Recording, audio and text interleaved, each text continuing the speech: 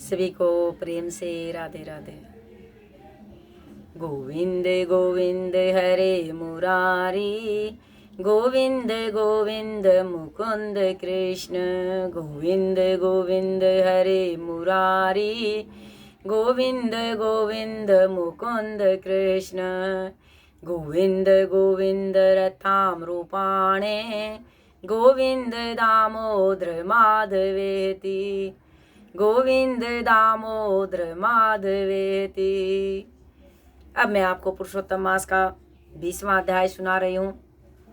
सूत जी कहते हैं, सूत जी कहने लगे, हे नारायण, नारायण के मुख से दृढ़ धनवा के पूर्व जन्म के वृतांत को सुनकर नारद जी श्री नारायण को फिर पूछने लगे, हे तपोनिधे राजा दृढ़ धनवा फिर वाल्मीकि ऋषि को क्या कहने लगे, सो आप कृपया करके मुझसे कहिए।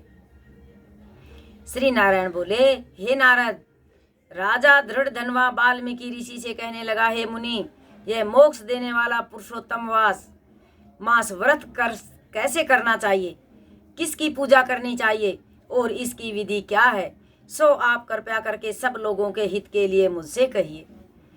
तो सुने, वाल्मीकि मुनि बोले, हे राजन, ब्रह्म मुहूर्त में उठकर स्नान करें, पहला ईश्वर का चिंतन करें, फिर स्नान प्राणायाम करके संध्या वंदना करें, जब तक सूर्य का दर्शन न हो गायत्री मंत्र का जप करते रहें, फिर सूर्य मंत्रों से सूर्य को अर्घ देवें और सायंकाल अपने पैरों भूमि को नमस्कार करें।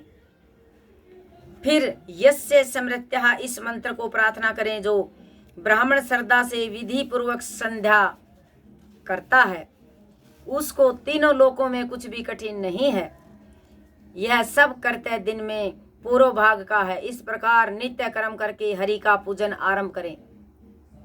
फिर स्त्री पुरुष शुद्ध हो वाणी को एकाग्र करके शुद्ध गोल व चकोर गोबर से लीपी हुई भूमि पर व्रत सिद्धि के लिए चावलों से 8 दल वाला कमल बनावें।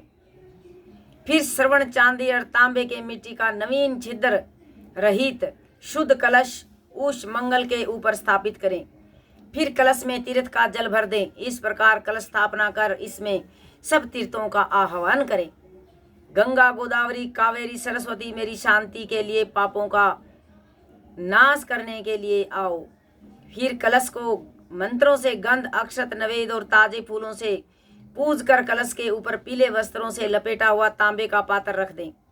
फिर उस पात्र के ऊपर राधा कृष्ण की मूर्ति स्थापित करें। फिर भक्ति युक्त हो विधि से उसका पूजन करें। अब आगे 21वें अध्याय में आ गया। 19वां अध्याय इतना ही था। सभी को प्रेम से राधे राधे। जय श्री कृष्णा।